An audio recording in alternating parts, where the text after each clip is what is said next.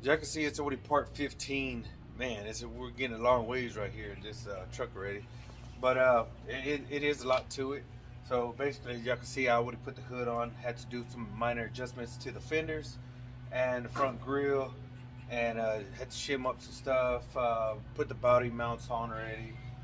Uh, I actually put the steering wheel in and the steering column, but I haven't fully installed the steering wheel and the steering also. So I'm missing a piece that eventually I'll get. I just don't know when I'm gonna get it. Um, but as the title states, I am gonna be messing with the brakes on this thing. So it went from manual brakes to went ahead and bought a brand new brake booster and a master cylinder. I got all the things that I need to replumb the whole brake lines. I'm getting rid of all the old stuff and putting in what is it called? Uh, Night cop, or it's like nickel and copper lines, whatever. Um, I'll show it to you in a minute, but just basically gonna throw it together now. All right, so what I'm doing right now, I already went ahead and installed the brake booster and the master cylinder. I already hooked up the vacuum line, which I do need to get a new vacuum line because it just looks ugly, and all all hoses on this truck eventually I'm gonna replace for brand new ones. But I'm not worried about that right now. So this is the proportioning valve. It's to a 67. I know it doesn't really look like this. It has a bend, but I strained it out only because I'm gonna relocate this by the master cylinder, and well, that's what I'm working on right now. And I do have the night cop. Let me show you real quick. This is what I have for the brake line plumbing, and hopefully this will be enough. Should be enough to run everything if I'm careful. But that's where I'm at right now, and probably gonna go ahead and use some of the old lines, especially because these newer lines, not newer lines, but some of these lines came from the Crown Vic swap, and I might just go ahead and shorten them up a little bit, flare out the ends, and reuse them. But yeah, that's what we're working on right now, is the plumbing to this, to the brakes. So you can see right here, I put the bends in this one. This one, I also put the bends on this one.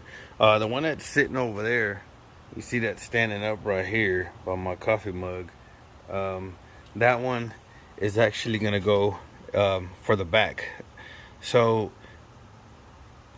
originally this proportioning valve was on the side of the frame, and I went ahead and moved it. I cut out this little piece. Well, I cut it, and I drilled two different holes in it to be able to adjust it to where I need, so that these will actually look pretty straight, but I need to straighten them out just a little bit.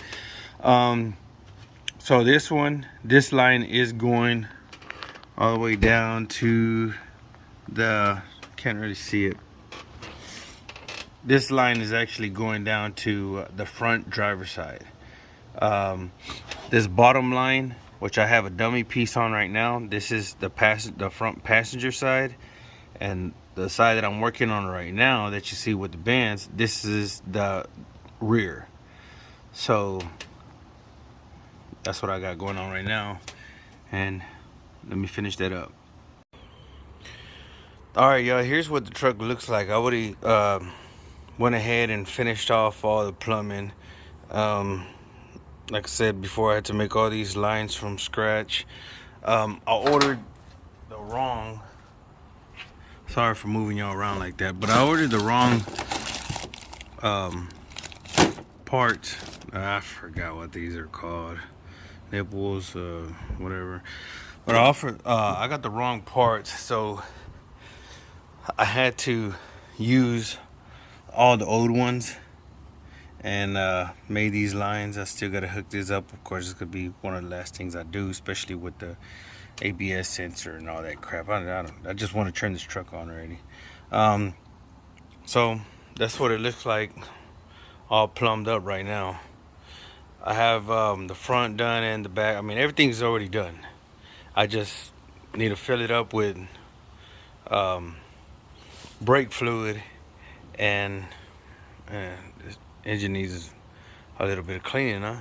But I just need to fill it up with brake fluid and bleed the brakes, but that's going to be later on. Right now I'm just going to go ahead and work on the fuel system. All right, as y'all can see right now, these fuel lines are way too long. Like I mentioned before, these lines were off of an extended cab truck, actually like a 92 or 93 F-150. But these lines are too long. I went ahead and pulled them out. What I'm at, I bought this fuel hose. This is rated for fuel. And what I'm gonna do is I'm gonna cut, for example, I'm gonna cut a section right there, and I'm gonna cut out a big section right here so I can shorten it up. Now I'm gonna put, I'm gonna flare out the ends. I'm gonna try to do 2 flares, but see what I could do. And then I'm gonna get the hose, and that hose is gonna connect it. And I'm gonna have 2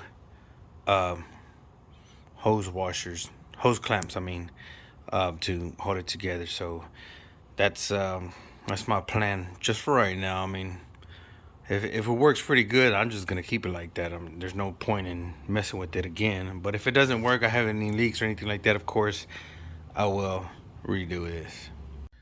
All right, y'all, so I didn't do that what I said I was gonna do as far as part of the hose, because the hose that I got unfortunately was a little bit too small. It's expensive too, so, and then it's cut. I can't return that. That's mine. It's bought. That's it.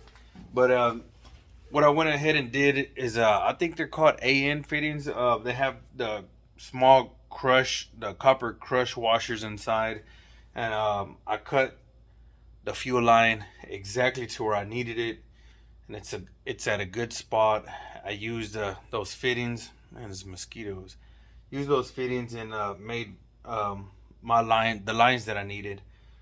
Still have this one line right there. I don't know if you can see it, but that's supposed to be the line for the auxiliary tank. That I might put one in, I might not, depends. I'm gonna go ahead and try to scavenge one out of maybe a Ford Ranger, because I mean the frame itself, this area, it's pretty small to put a second tank. I really don't want to put an auxiliary tank inside of the bed of the truck, but if all else fails, I might do that, I might not. I don't know. This is going to be my daily driver, so I will be throwing stuff in the back of the bed. So the more room that I have, the better. So y'all can see, I did put the fuel tank in. This is actually out of, I believe it's a 92 F-150. I'm also using a brand new, I already bought a brand new fuel sending unit for it. Everything's already all installed. I know y'all saw that kink over there, so I'm gonna have to address that later on. So what I was thinking as far as this piece of pipe goes is I might cut a hole in the frame, and I might put this just to add the rigidity back to it. It's actually gonna make it stronger if I weld that section on to the frame and just send the hose straight through that. This tank would not fit this truck at all. I had to get a small sledgehammer and actually bang the side of this, and I actually folded it in enough. And it doesn't look crazy at all. It doesn't look crazy. But I did fold it in enough to where I've compacted it to where it could go between the frame. And I used one of the plates. This is one of the plates off the truck. And I need the other plate to bolts on there. As y'all can see, sorry for so much movement, but this one, I removed this originally and I put it back on now, only to be able to mount the tank, the plate on the bottom too. So that's where we're at right now. I am gonna have to do a little bit of wiring stuff with the fuel sending unit. It's brand new, so I'm just gonna have to figure that one out. It's not gonna be hard at all. Just it's 4 wires, so I'm gonna have to figure out what 4 wires. Man, I hate mosquitoes. So that's really it for this video. I know I should have put some more in, but man, due to time and me struggling with things, man, it's been kind of stupid. But go ahead and close this out. Y'all have a good one.